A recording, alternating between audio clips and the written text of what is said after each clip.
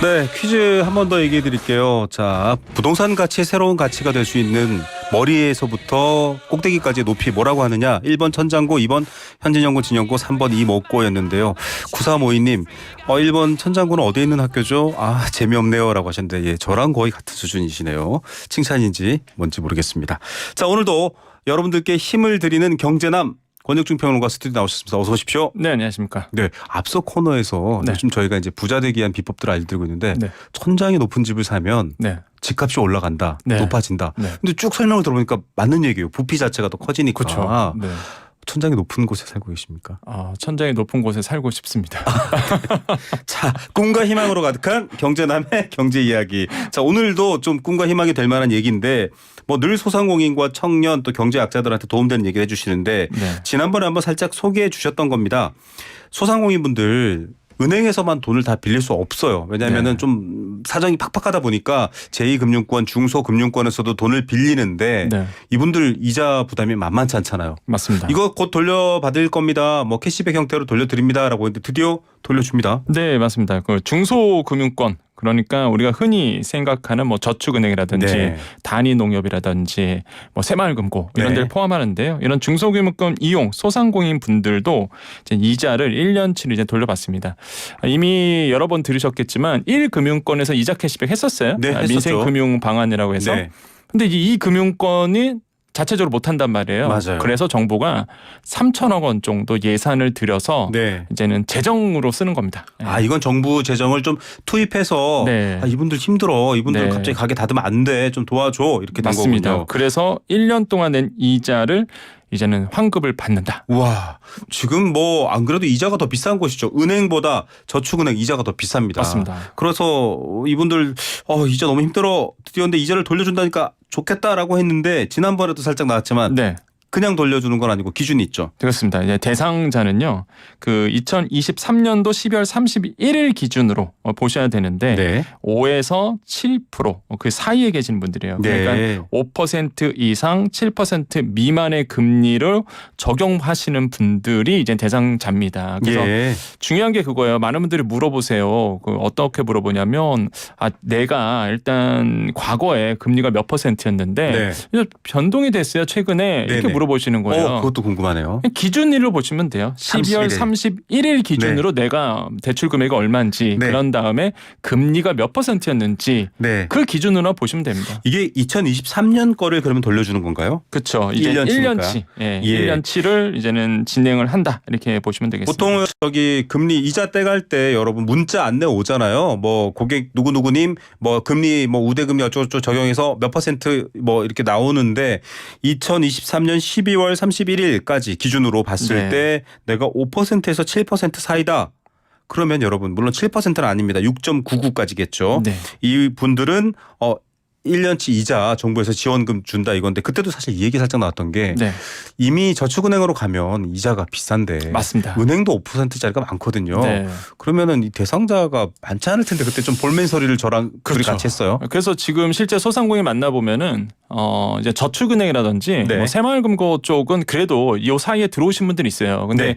사실상 이제 캐피탈 쪽으로 가신 분들, 카드사 대출로 가신 분들은 사실상 이게 사업자 대출만 됩니다. 맞습니다. 당연히 사업자 대출만 되는데 일단 그쪽으로 나오신 분들은 대부분이 제가 만나본 분들 중에서 거의 없더라고요. 네. 그러니까 새마을금고나 저축은행 쪽은 있는데 네. 사실상 캐피탈 쪽은 사업자 대출로 5에서 7% 들어오신 분들이 거의 없어요. 없죠. 더 크죠. 그러다 보니까 이제는 이 누구를 위한 정책이냐 이런 네. 얘기가 나오곤 있지만 그래도 이제는 해당되시는 분들도 꽤 많이 있다. 네. 그런 분들에게는 이제는 뭐 최대 150만 원까지고요. 네. 평균적으로 한 75만 원 정도 이제는 환급이 될 거다 이렇게 보고 있습니다. 네. 자, 금리 구간별 지원 이자율이 다릅니다. 네. 무조건 그러면 좀 다 돌려줘 이렇게만 생각하시면 안 될 것 같거든요. 네. 한번 자세히 알려주시죠. 네, 다시 한번 말씀드리겠지만 계산법은요, 나의 그 대출 잔액 곱하기 이제 이자 이렇게 네. 보시면 되는데, 근데 그 이자가 돌려주는 금리 구간이 있어요. 네. 그게 어떻게 되냐면 12월 31일 기준입니다. 네. 그 금리 구간이 이제는 내가 5에서 5.5%에 있었다. 네. 그러면은요, 이제 일괄 0.5%를 이제는 곱하시면 됩니다. 네. 대출 금액에. 네. 그 다음에 이제 5.5에서 6.5 사이에 온다라고 네. 그러면요. 일단은 적용 금리와의 5%와의 차이예요. 네. 그 무슨 얘기냐?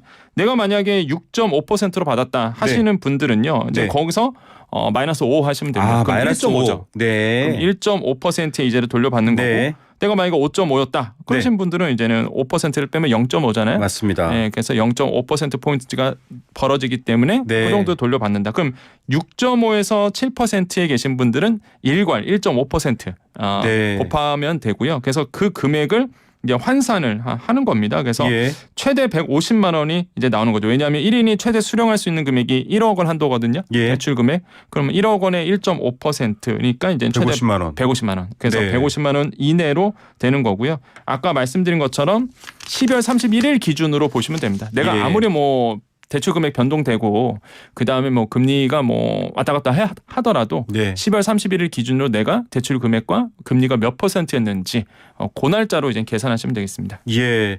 자, 이게 뭐 이것 가지고 정말 무슨 이거 언발에 오줌 누기도 아니고 네. 힘들어라고 하실지 모르겠지만 이렇게 사회 또 정부 정책적으로 이분들을 신경 쓰고 관리하고 있다라는 거니까요. 조금 네. 안심하시면 조금 힘든지 알고 있습니다. 우리가 이런 메시지로도 좀 받아들이실 수 있을 것 같고요.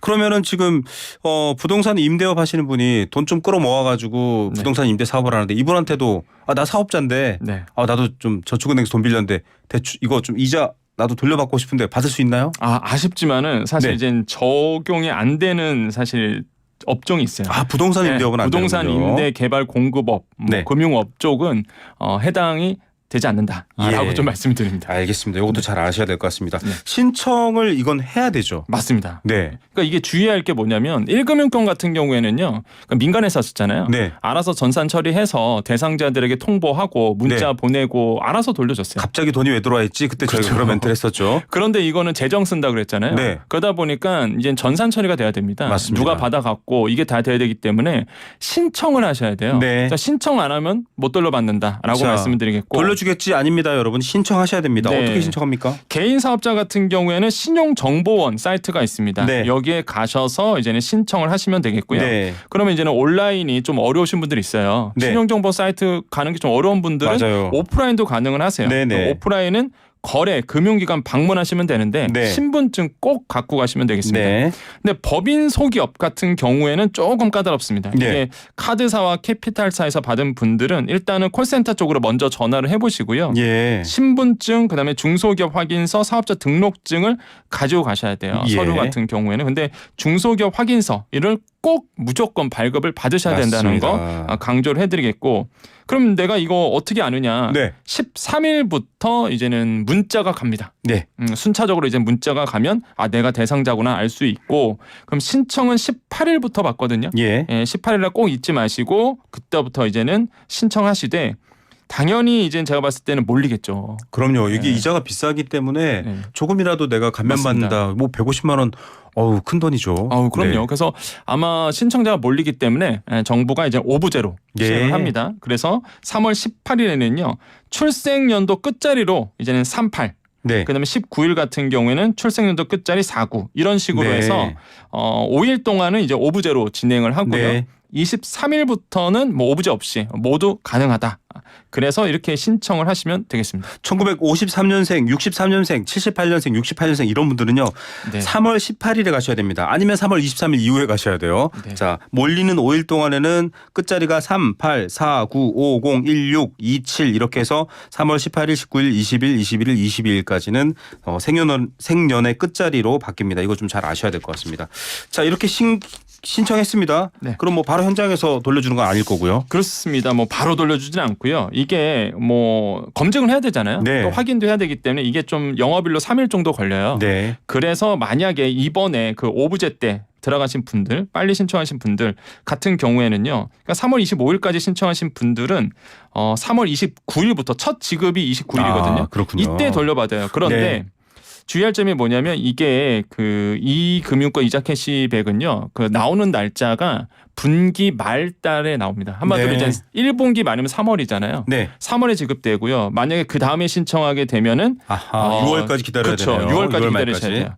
6월 28일부터 7월 5일에 나오고 그 다음에 또 신청하면은 또 다음 분기 마지막 달 네. 9월 달에 나옵니다. 네. 그렇기 때문에 저는 이제 권유드리는 게 만약에 내 대상자라고 판단이 된다 네. 그러면 그냥 오브제 때 그냥 빨리 하시는 게 빨리 하시는 게 빨리 돌려받는다. 이건 꿀팁인데요. 정책과 예산이 투입되는 일은 여러분 느긋하게 기다리시면 맞습니다. 소진돼 버리면 애매한 상황이 될 수 있습니다. 그래서 1분기 신청은 3월 18일부터 3월 25일까지입니다. 일주일 정도 시간이 주어지는데요.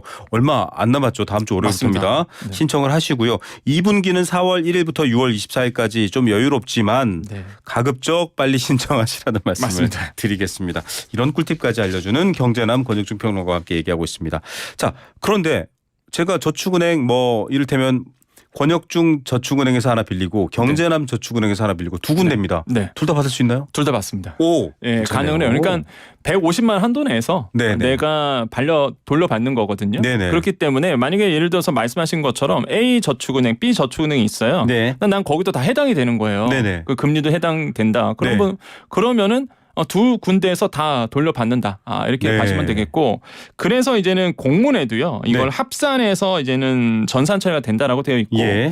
그리고 실제 여러분 이제는 신용정보 사이트 가서 온라인 신청하게 되면 거기에 네. 금액이 떠 있습니다. 예. 내가 얼마 돌려받는지 금액 떠 있고, 그냥 금리 어떻게 돼 떠 있고, 그때 다 한눈으로 볼 수 있기 때문에 이게 합산돼서 150만 원 한도 내에서 이제 돌려받게 된다라는 거. 어쨌든 1인당 최대 금액은 150만 맞습니다. 원이군요. 네. 제가 만약에 최대 금액을 제가 말씀드렸죠. 6.99% 이자를 받고 내가 냈는데 1.5%를 적용해서 150만 원을 받기로 결정이 됐습니다. 대출 금액 1억인데 A에도 1억, B에도 1억 이렇게 두 군데 은행이 있으면 합의 300이 아니고요. 무조건 개인당 정부 정책으로 지원해 드리는 건 150만 원이라는 거. 이것도 착각하시면 안 되니까요. 네. 자, 대출이 3건이고 이자 캐시백이 되고 금액도 이자도 서로 다 달라요. 네.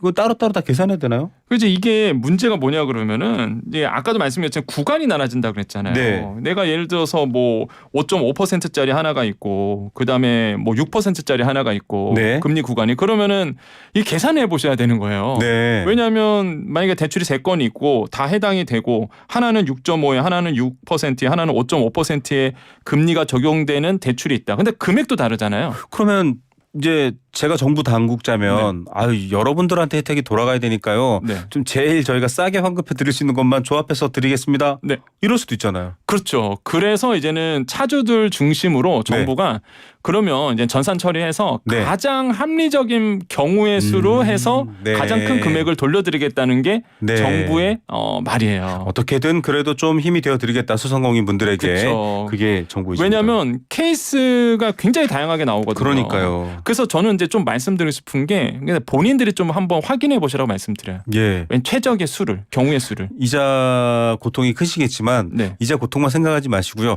내가 어느 계좌에 얼마씩 어떤 금리로 빌려져 있는지 네. 쭉 보시고, 구간도 간단하잖아요. 맞습니다. 5에서 5% 금리 구간은 0.5% 환급, 5.5에서 6.5는 자기 금리에다가 5를 뺀 금액만큼 환급, 네. 6.5 이상은 6.71 미만이니까 6.99까지죠. 1.5% 환급. 네. 그러면 내 계좌가 3개인데 한번 확인해 보셔야 된다는 네. 겁니다. 예. 그것도 중요합니다. 사실 이거는 뭐랄까요, 소상공인 분들 막 바쁘고 막 사업하느라 힘들다 보면 관리를 못 할 수도 있는데 한번 돌아보고 관리 차원에서도 괜찮은 것 같아요. 그럼요. 단돈 10만 원이라도 소상공인 입장에서는요. 사실 하루 매출, 이틀 매출 이렇게 돼요. 또 영세하신 분들 입장에서는. 그렇기 때문에 뭐 1, 2, 3만 원 굉장히 큰 돈이라고 생각합니다. 그럼요. 그래서 한번 뭐 정부가 알아서 계산해 주겠지만 네네. 전산 들어가면은 그래도 일단은 그 전산과 내가 계산한 게 맞는지 한번 확인해 보는 것도 좋을 것 같다고 말씀드립니다. 이 정도면 뭐 코너 이름을 경제남의 남 주는 경제 얘기가 아니라 경제남의 돈 주는 경제 이야기로 바꿔야 될 것 같습니다.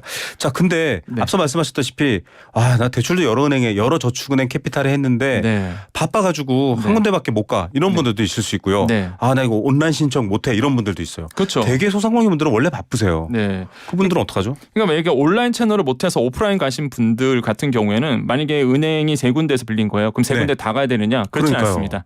이게 신용정보원에서 전산 처리 다 돼 있거든요. 네. 한 군데 은행 가셔갖고 신청하시면 네. 알아서 전산 처리 다 돼요. 아하, 네, 여러분. 오프라인으로 가실 분들은. 이것도 괜찮네요. 네, 그래서 3군데 갈 필요 없이 하나의 금융기관에 가셔서 나 이거 신청하러 왔다라고 하면은 전산 처리가 다 되기 때문에 네. 불필요한 부분은 없다라고 말씀을 드리겠고. 네. 그래서 마지막으로 꼭 말씀드리고 싶은 게 네. 이 신청이 분명히 있을 겁니다. 그렇죠. 왜냐하면 내가 계산한 것과 정부가 계산한 게 다를 수도 그거 다르지, 있고요. 이럴 수 있죠. 그다음에 나는 대상자 같은데 나는 왜 대상자 안 되어 있지? 네. 온라인 처리를 했더니 이런 분들이 있을 거예요. 네. 그럴 때는 꼭 콜센터에 전화를 해보셔야 콜센터 됩니다. 전화해 보셔야 됩니다. 네, 그래서 1811에 8055번입니다. 1811에 8055, 1811에 8055. 왜냐하면 저희 방송에 실제로 사연을 많이 보내주시는데요. 네. 저 단골 분식점 갔는데 생생플러스 크게 틀어놓고 계시네요. 아. 맛있게 먹고 있습니다라고 하는 분도 계셨고 네. 또 세차장 요즘 네네. 많잖아요. 세차장 맞습니다. 운영하시면 세차장 아르바이트하는 청년인데 늘 네. 크게 틀어놓습니다. 이런 네. 분들도 계세요. 꿀 알바, 아니 그러니까 꿀 정보를 드리고 있죠. 그렇죠. 이분들은 일하느라 바빠서 네. 사실은 못 가는 분들도 있거든요. 네. 자, 궁금하시면 먼저 전화번호 알려드리겠습니다. 1811에 8055 중소벤처기업진흥공단 내 전담 콜센터입니다. 여기에 저 제2금융권, 중소금융권에서 대출 냈는데 이자 캐시백 받을 수 있는지 좀 확인해 보려고요. 라고 먼저 네. 확인해 보시는 것도 괜찮고요. 네. 뭐 더 좋은 방법은 계속 YTN 라디오 생생플러스를 틀어두시는 겁니다. 네. 네. 자, 오늘 정말 도움되는 정보 많이 가져오셨네요. 감사합니다. 네, 감사합니다. 네, 지금까지 경제남의 남주는 경제 이야기 권혁중 평론가와 함께했습니다.